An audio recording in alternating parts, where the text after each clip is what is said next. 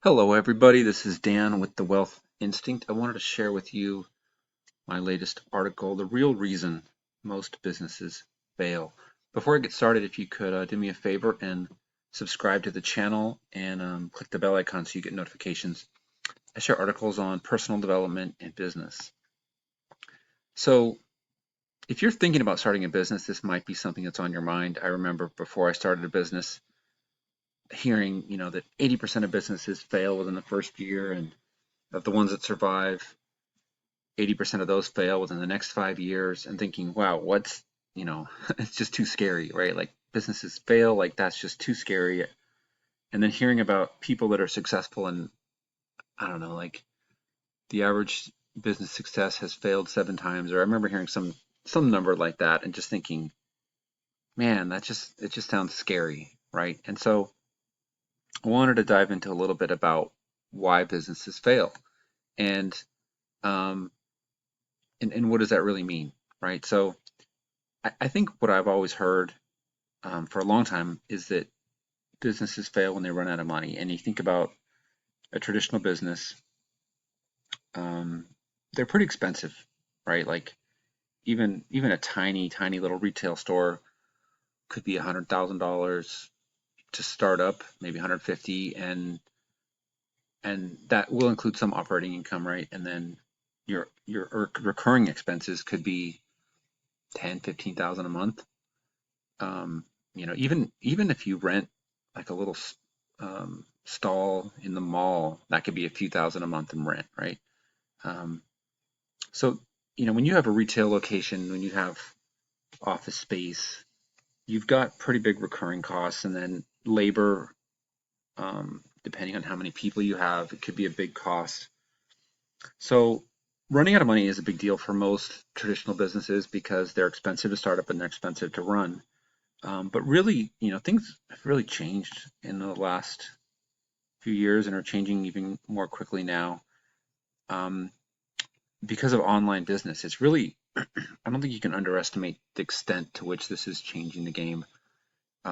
We're at a point where solopreneurs have more resources than ever. You can kind of be in business doing your own thing and leverage um, contract work from around the world at very reasonable cost. You can leverage automated email follow-up fulfillment systems.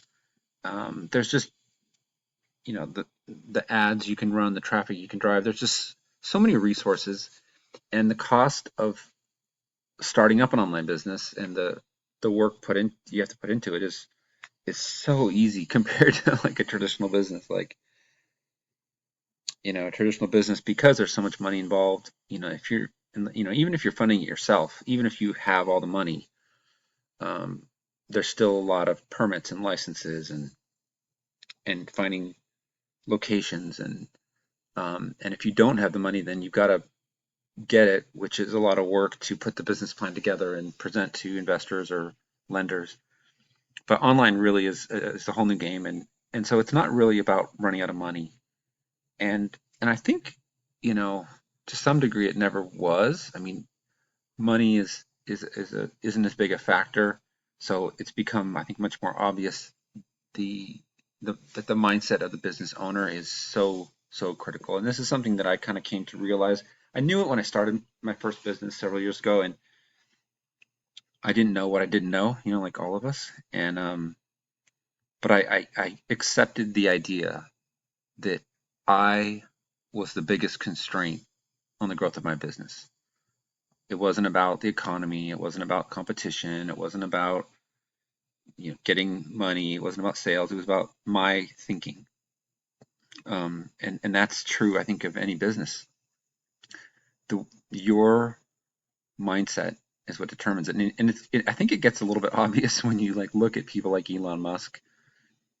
Like, you could put him anywhere, and he's going to find a way to be successful, right? His mindset is just go go go. Push, drive, challenge. Like, he's just, he's got this unstoppable mindset, and that's it's somewhat rare, I think.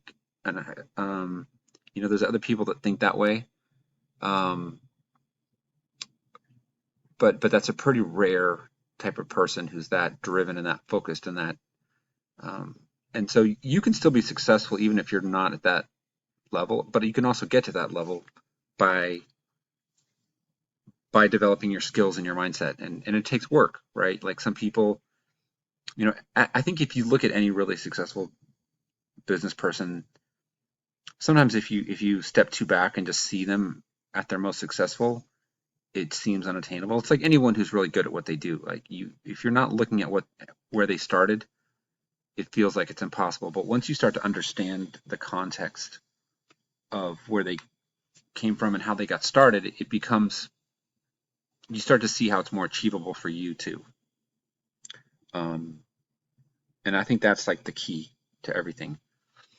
So your mindset is critical and it's something you really got to work on and develop. There's a good book called The Entrepreneurial Roller Coaster by Darren Hardy, and this really kind of is what kind of changed my thinking on this. I was really reading his books and doing his courses a few years ago, and he's got some great content. Definitely check Darren Hardy out. He's pretty awesome. I saw him speak live too. So he kind of challenges this idea that it's about running out of money. He says, really, it's this emotional roller coaster. You think about it, like when you decide to start a business, that is so exciting. Like your emotions just run high, and you're just like so excited, feels amazing, and then that kind of tapers off, and then you take some action, right? You apply for a loan, or you lease a space, or you buy some inventory. You start doing some of that work and spending some money or investing or spending time, and all of a sudden you're like, oh my gosh, like what am I doing? Like how's this going to work? How could I think I could do this? Right? And you go from this huge high to this huge low, and then you get a sale and you're like back on this high again. You're like, oh my gosh. Like I remember when I signed up my first client, like, oh my gosh, this is amazing. It's like, oh wait, now I need like 150 more, right? Like just to break even, right? Like so it's this constant up and down, and it's not easy to handle. And we all have a comfort zone of what we feel comfortable being able to handle, and that expands as we challenge ourselves, right? But when you face a challenge and you overcome it, your ability to handle challenges, your confidence in your ability to handle challenges expands. When you face a challenge that feels too big for you, it can feel crushing and it can destroy you, right? Like you might think, oh, I've got 10,000 in debt, no problem, I can handle this. If you got 50,000, okay, maybe I can't. I think I can. 100,000, oh my gosh, or maybe, and it might be a million for you. It might be 10 million.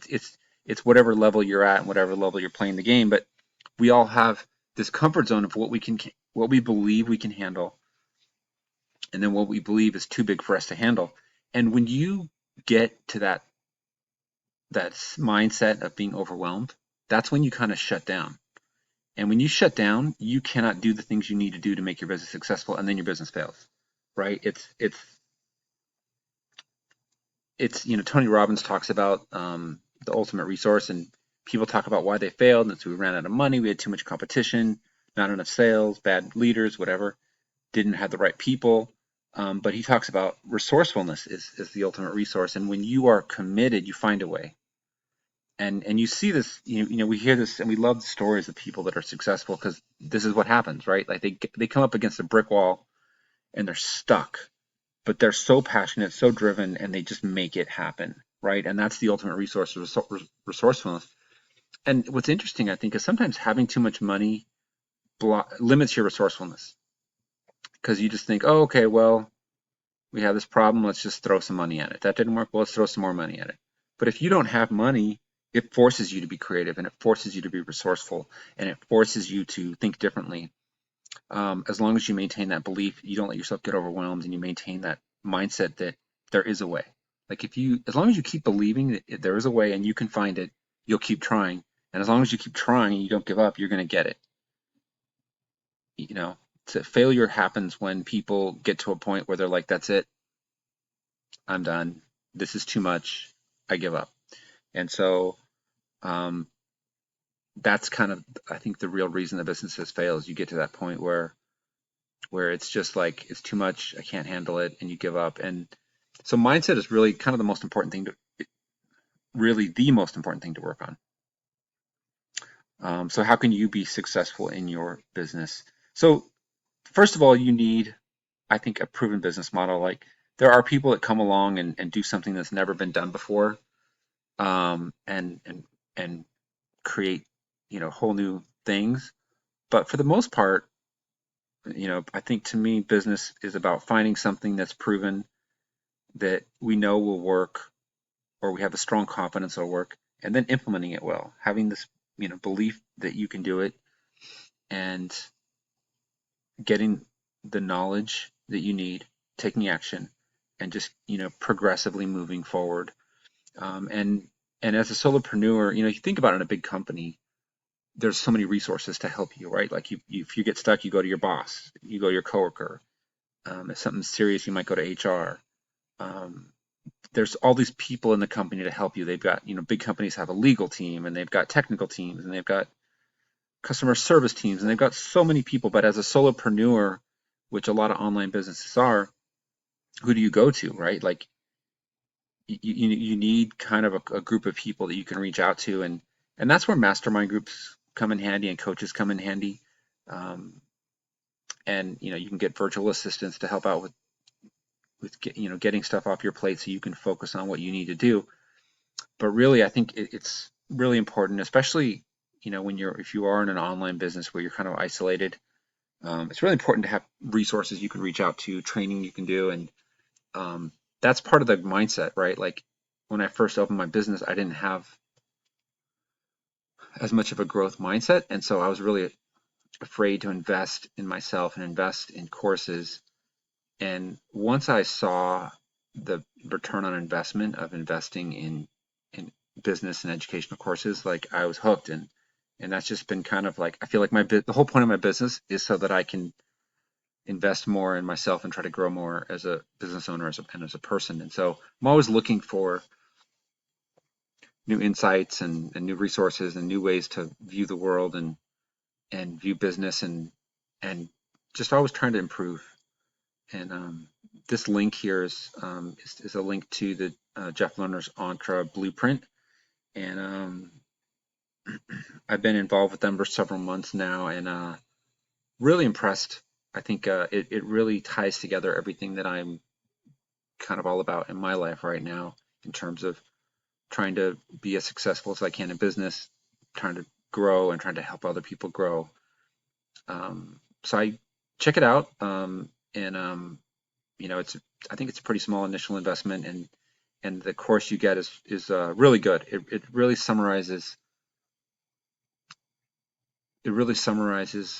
kind of your best options in terms of what's available in the marketplace today in terms of developing and creating an online business. And